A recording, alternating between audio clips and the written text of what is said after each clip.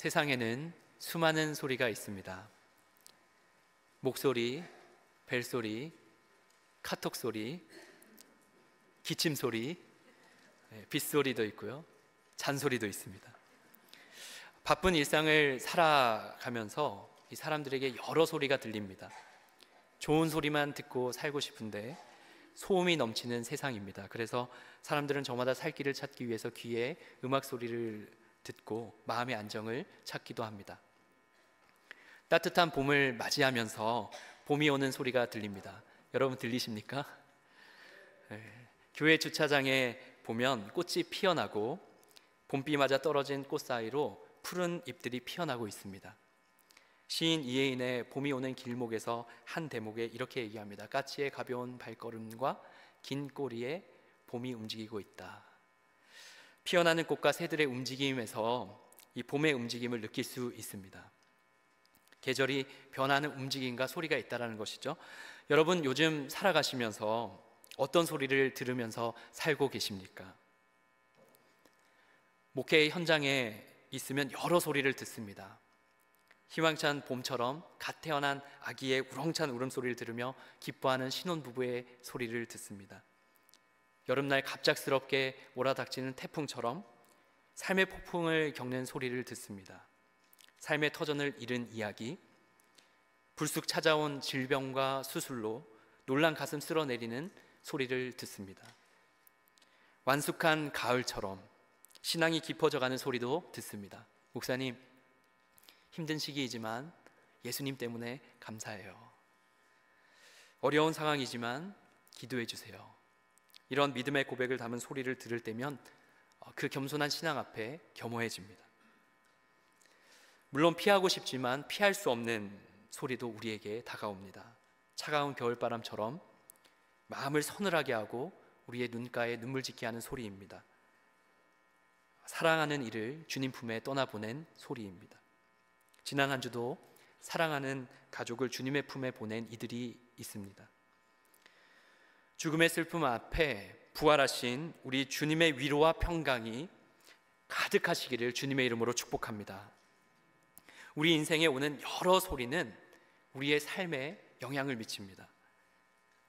꼬르륵 일상생활 속에 이 뱃속에 시계 소리를 들으면 우리는 무엇을 먹을까 이렇게 생각이 흘러갑니다. 신체가 내는 소리, 귀로 들리는 소리 외에 우리 내면에 울리는 소리도 있습니다. 내면에 울리는 소리를 마음의 소리라고 하죠. 우리는 주위에 쉽게 들리는 소리나 반응에 따라서 이 마음의 소리가 파동을 일으키는 걸 경험합니다. 어떤 방송 프로그램에서 사춘기 청소년 아이들에게 질문을 했습니다. 사춘기 청소년 아이들이 가장 듣기 싫어하는 부모님의 소리는 무엇일까요? 잔소리.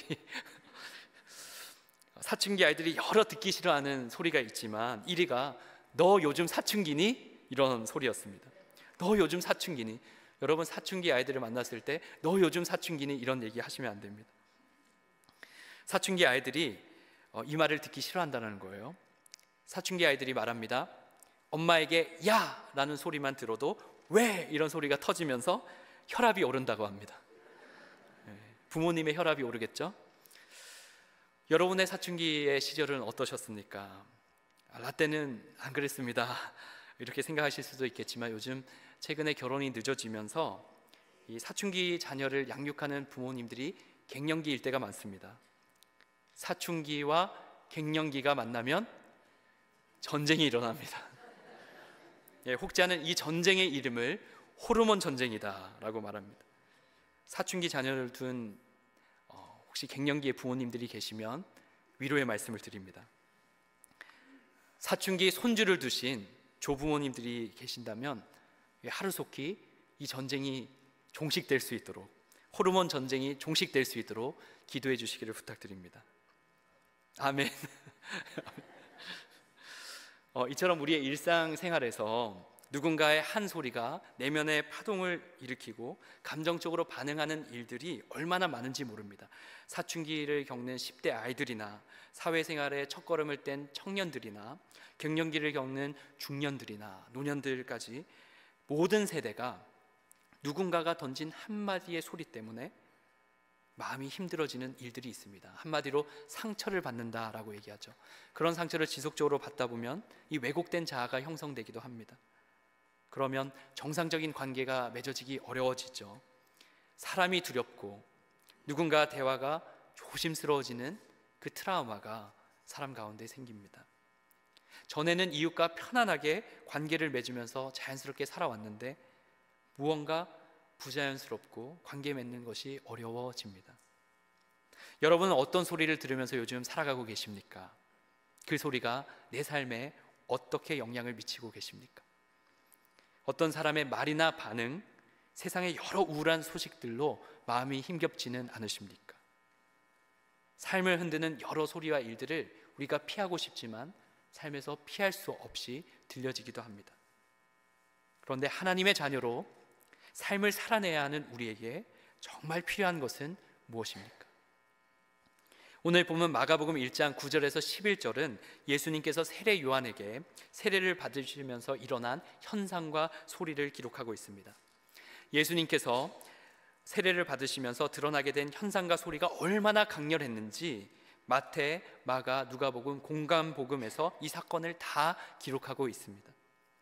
마가복음 1장을 소리라고 하는 주제로 살펴보면 계속 소리에 대해서 말하고 있다는 것을 알 수 있습니다. 마가복음 1장 1절입니다. 우리 한 목소리로 합독하겠습니다. 시작. 하나님의 아들 예수 그리스도의 복음의 시작이라. 복음이란 단어를 한자의 뜻으로 보면 복된 소리입니다. 헬라어 원어로는 유앙겔리온, 기쁜 소식이죠. 영어로는 가스펠, good news라고도 합니다. 예수님이 가져오신 소식, 구원의 소식, 회복의 소식, 인간이 죄로부터 속죄함을 받아서 영원한 생명을 얻는 그 복된 소리가 어떻게 시작되었는지를 마가복음 1장은 밝히고 있습니다.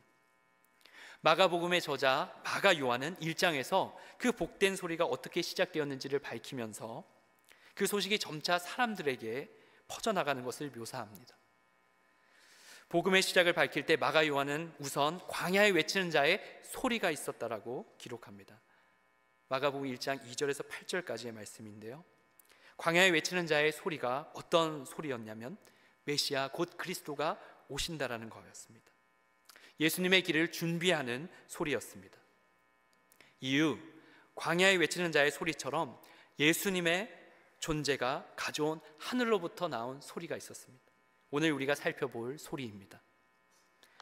이어 예수님께서 하나님 나라의 선포의 소리와 제자들을 부르는 소리로 마가복음 1장은 이어집니다. 마지막으로 예수님의 소문이 곳곳에 퍼지는 것이 이 마가복음 1장에 흐르고 있는 내용입니다. 마가복음 1장 28절을 우리 한 목소리를 같이 함께 합독합니다. 예수의 소문이 곧 온 갈릴리 사방에 퍼지더라. 아멘. 마가 요한은 복음의 시작은 하나님의 말씀의 성취인 하나님의 아들 예수님으로부터 시작된다는 것을 밝힙니다. 복된 소리, 기쁜 소식으로 불리는 그 소리는 예수님으로부터 시작된다는 거예요. 예수님께서 보여주신 하나님 나라의 소식, 복음은 이 세상의 산뿐이라고 생각했던 사람들의 그 인식을 완전히 변화시켰습니다.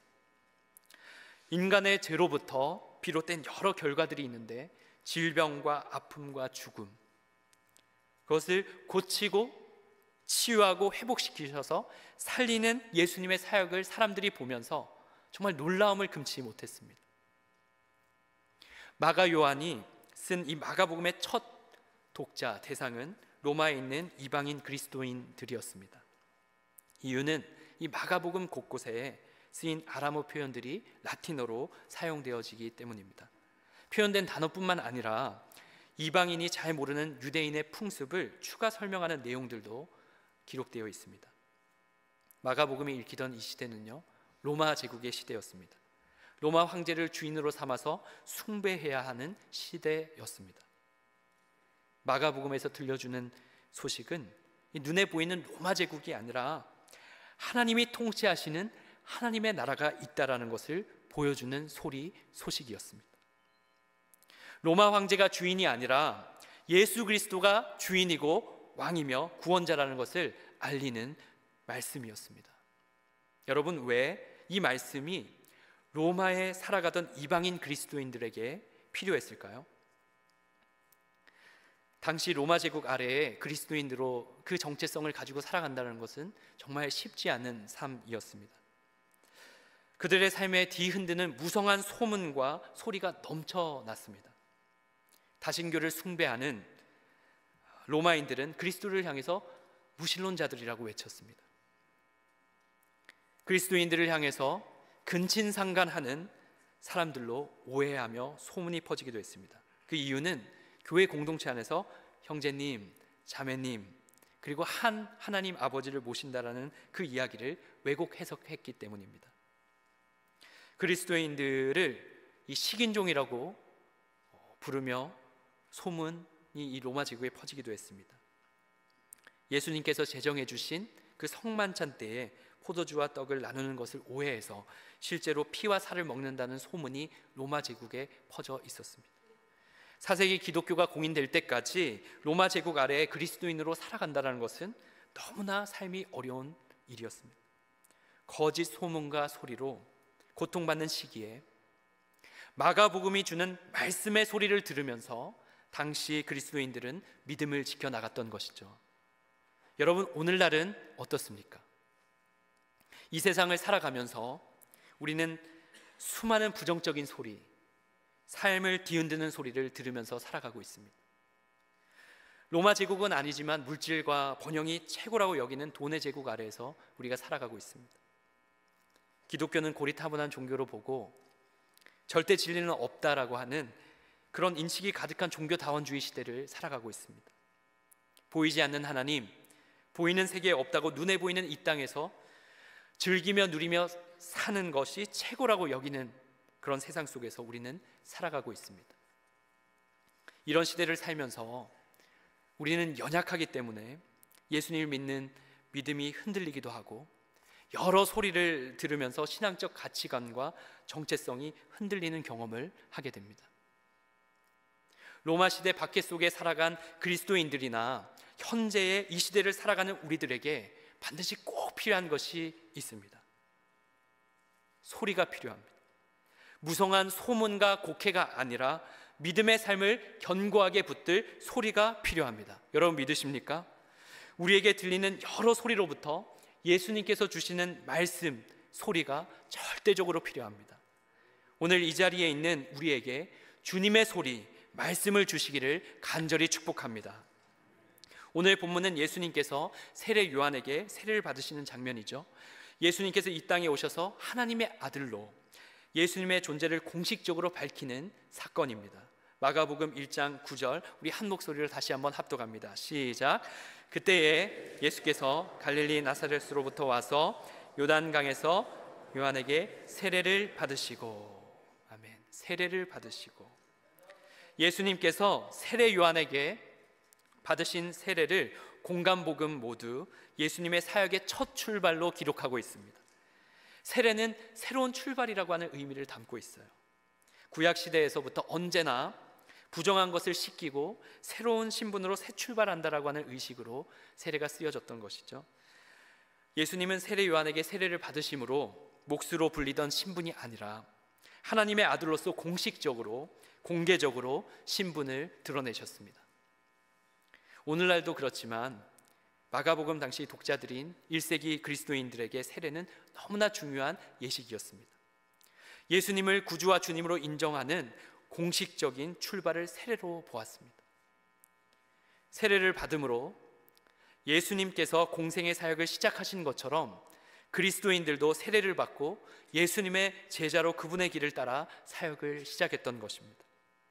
1, 2세기 기독교 문헌에 따르면 세례를 받기 위한 교육기간이, 여러분 놀라지 마십시오, 3년 정도 되었습니다.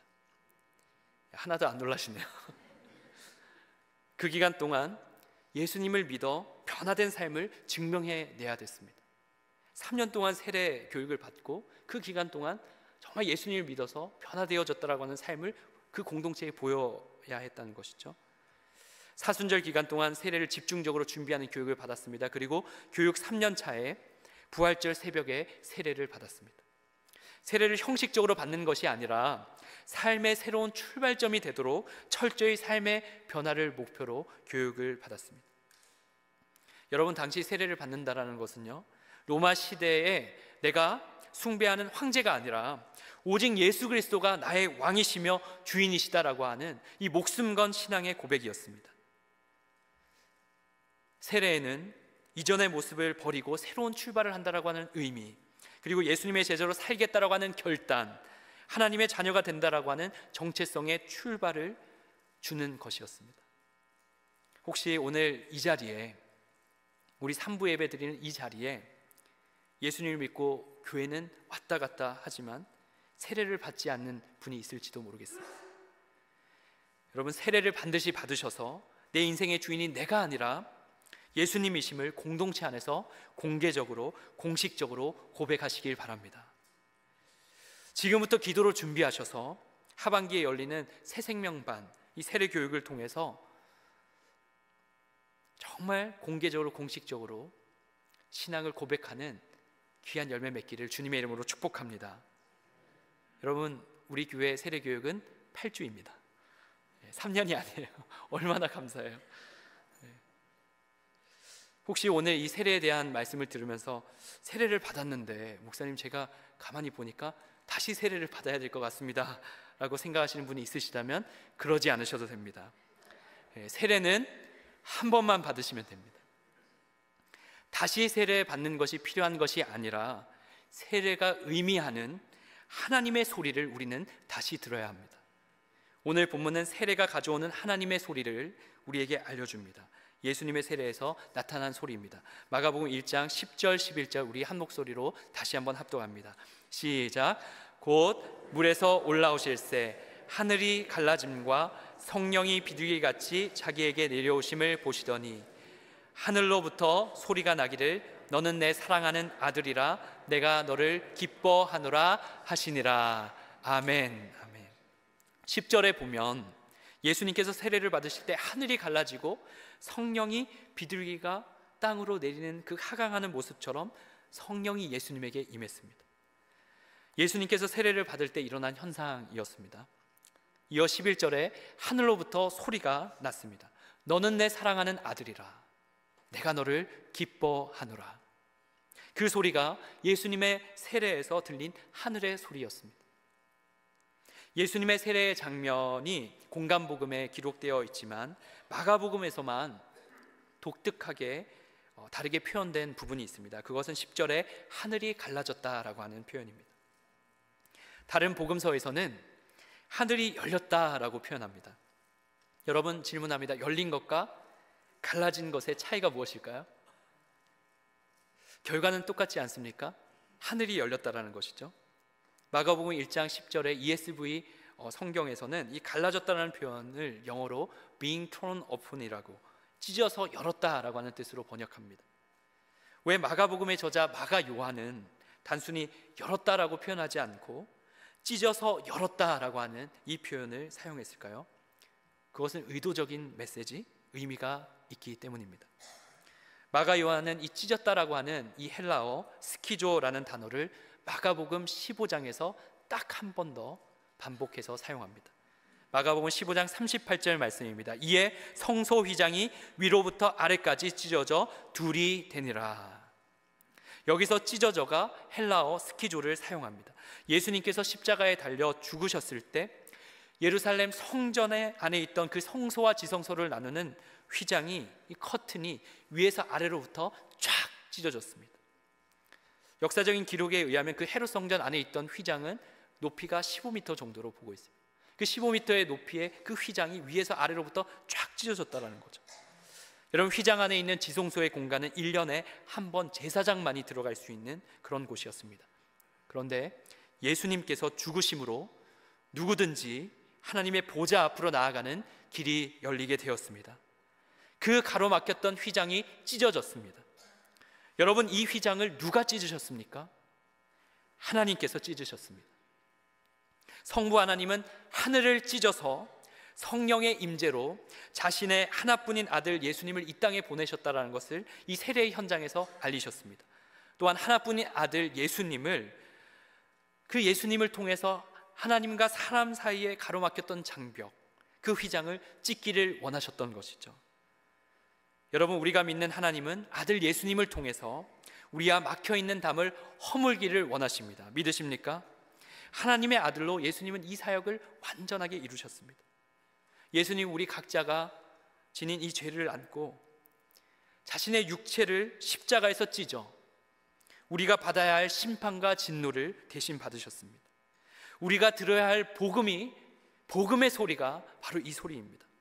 심판받고 진노받아야 할 존재인 우리를 하나님이 자신의 아들을 이 땅에 보내셔서 우리 대신 예수님의 육체를 찢어 하나님과 막혀있던 커튼을 여셨습니다. 사랑하는 여러분, 우리는 예수님 때문에 살 길을 얻은 존재가 되었습니다. 믿으십니까? 히브리서 10장 19절에서 20절 말씀입니다. 그러므로 형제들아, 우리가 예수의 피를 힘입어 성소에 들어갈 담력을 얻었나니 그 길은 우리를 위하여 휘장 가운데로 열어놓으신 새로운 살 길이요 휘장은 곧 그의 육체니라. 아멘. 하나님과의 관계 회복을 위해서 예수님은 구원의 살 길을 여셨습니다. 구원의 살 길이 열리도록 성부 하나님은 아들 예수님을 이 땅에 보내셨습니다. 사랑하는 여러분, 열어놓으신 새로운 살 길로 우리 베델 공동체가 달려나아가기를 주님의 이름으로 축복합니다. 세례 받으시는 예수님 위로 하늘이 갈라졌고 성령이 임했습니다. 이어 하늘로부터 소리가 내려왔습니다. 예수님의 세례 현장에서 하늘로부터 난 소리, 그 소리를 묵상해 보면 우리는 두 가지를 오늘 발견하게 됩니다. 첫 번째는 이 정체성을 밝히는 소리입니다. 마가복음 1장 11절 말씀 다시 한번 우리 합독합니다. 시작. 하늘로부터 소리가 나기를 너는 내 사랑하는 아들이라 내가 너를 기뻐하노라 하시니라. 아멘. 너는 내 사랑하는 아들이라. 너는 내 사랑하는 아들이라. 성부 하나님께서 하늘로부터 소리를 내셔서 예수님이 하나님의 아들이심을 말씀하셨습니다. 예수님과 성부 하나님과의 관계가 어떤 관계인지를 밝히고 있는 것이죠.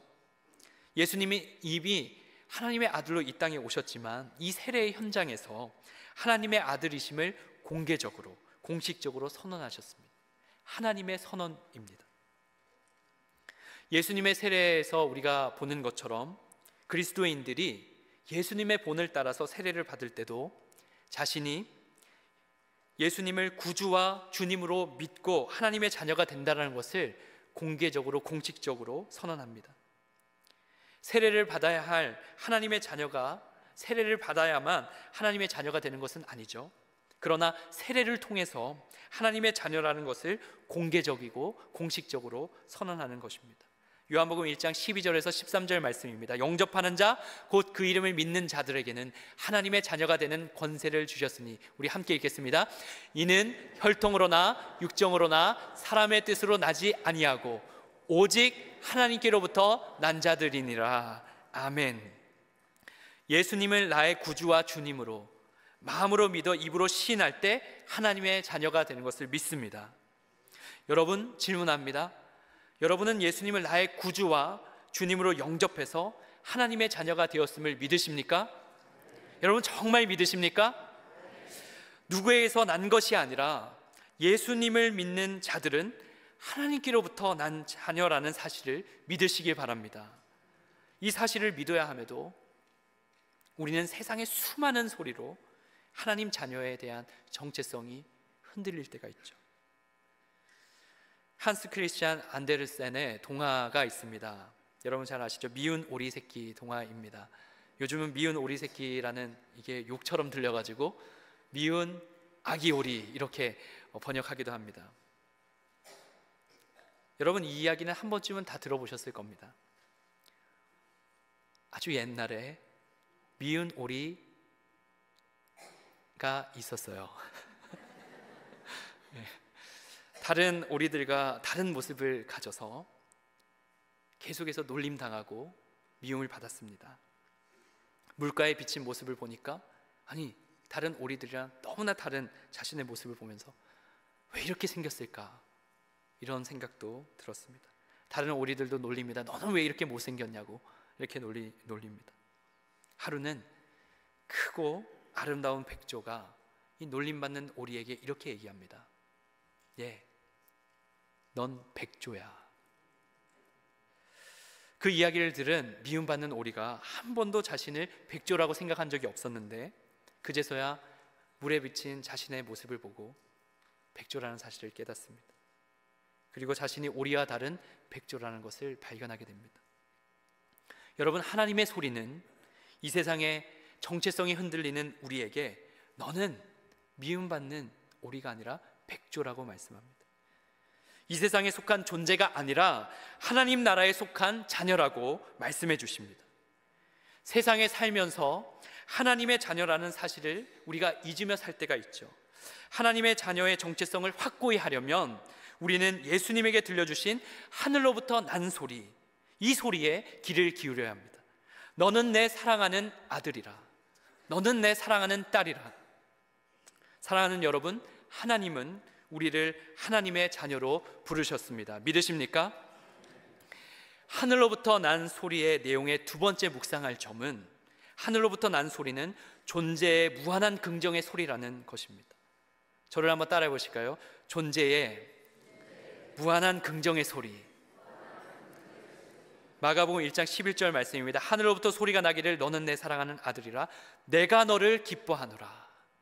내가 너를 기뻐하노라. 성부 하나님과 성자 예수님은 무한한 사랑의 관계 가운데 계십니다. 무한한 사랑의 관계는 무한한 존재의 긍정과 수용을 의미합니다. 이미 하나님은 이사야 선지자를 통해서 하나님이 선택하신 종 메시아를 자신의 마음에 기뻐하는 자라고 말씀하셨습니다. 이사야서 42장 1절 말씀입니다. 우리 한 목소리로 합독합니다. 시작. 내가 붙드는 나의 종 내 마음에 기뻐하는 자 곧 내가 택한 사람을 보라. 내가 나의 영을 그에게 주었은즉 그가 이방의 정의를 베풀리라. 아멘. 이사야 선지자가 예언한 선택받은 종, 하나님 마음에 기뻐하는 자, 바로 이 땅에 오신 하나님의 아들 예수님이십니다. 하나님은 자신의 아들을 무한히 기뻐하세요. 예수님에게 있어서 하나님의 이 무한한 사랑, 수용, 용납은 존재의 긍정이 되는 것이죠. 여러분, 존재의 긍정이라는 것은 존재해야 될 이유가 있다는 겁니다. 존재의 부정은 존재해야 할 이유가 없다라고 여기는 거예요. 살면서 때로는 존재가 부정당하는 일들이 세상에 있습니다. 존재가 부정당하는 것은 너는 존재할 이유가 없어 라는 말이죠. 이 땅에서 예수님께서 사역을 하실 때 수많은 이들이 예수님의 존재를 보고 긍정했다가도 부정했습니다. 결국 십자가에 달려 죽기까지 그를 제거하려고, 예수님을 제거하려고 존재를 부정했습니다. 그러나 세상이 부정할지라도 예수님은 끝까지 자신의 사명의 길을 가셨습니다. 그 힘이 어디에 있었을까? 세상에 부정하는 그 소리에도 끝까지 사명을 가는 그 힘이 어디에 있었을까요? 바로 하나님의 무한한 사랑이 바탕된 존재의 긍정의 소리 때문이었습니다. 내가 너를 기뻐하노라. 예수님을 구주로 믿고 하나님의 자녀된 우리는 하나님 앞에 무한히 용납받는 존재임을 믿으시길 바랍니다. 내가 잘한 행동이 있어서 하나님이 나를 자녀라고 인정하시는 것이 아니라 자녀라는 사실 하나로 하나님 아버지께서 자녀의 존재를 기뻐하십니다. 여러분 믿으십니까? 자녀가 여러분 태어나거나 이 손주가 태어나면 그 아이가 부모나 조부모에게 무엇을 잘해서 기뻐하는 것이 아니죠. 미숙합니다. 그런데 미숙한 자녀지만 그 자녀라는 그 사실 하나만으로도 기뻐합니다. 내가 너를 기뻐하노라. 이 말씀은 세번역 성경에는 이렇게 번역합니다. 내가 너를 좋아한다. 내가 너를 좋아한다.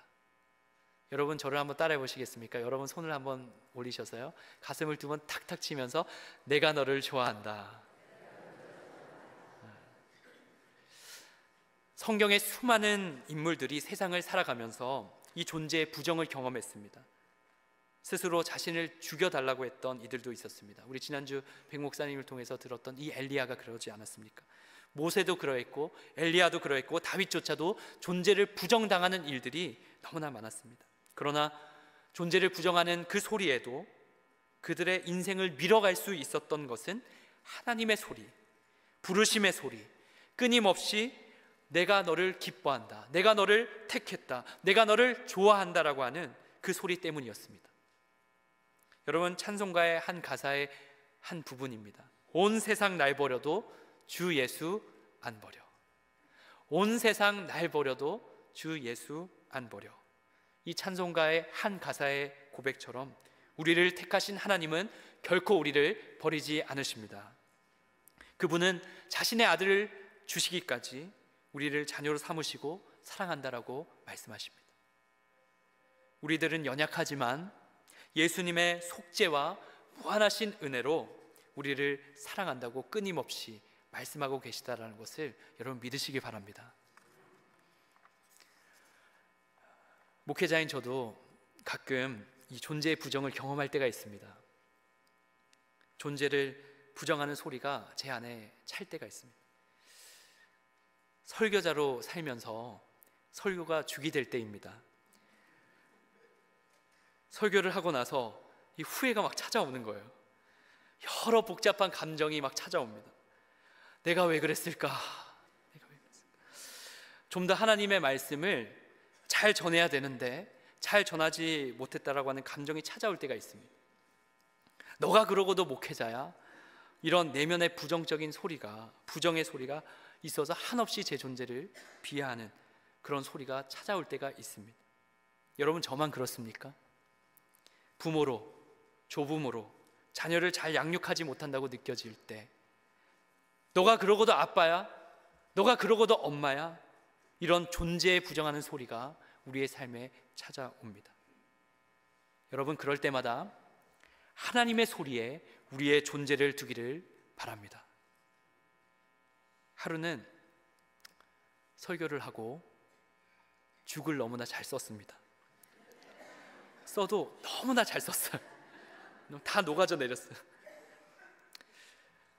죽을 썼구나, 이런 생각이 들어서 이 새벽에 기도하는데 오늘 말씀의 구절인 주님의 음성이 내면에 들렸습니다. 내가 너를 기뻐한다. 내가 너를 좋아한다. 내가 너 설교 좋아한다. 이 한마디의 음성이 저에게 들렸습니다. 여러 생각들과 감정은 순식간에 사라지고 괜찮아졌어요. 여러분, 주님의 소리를 들으면 존재의 안정을 느끼게 됩니다. 무한한 사랑이 바탕된 존재의 긍정의 소리가 세상이 아니라, 나의 내면이 아니라 주님으로부터 온다는 것을 믿으시기 바랍니다.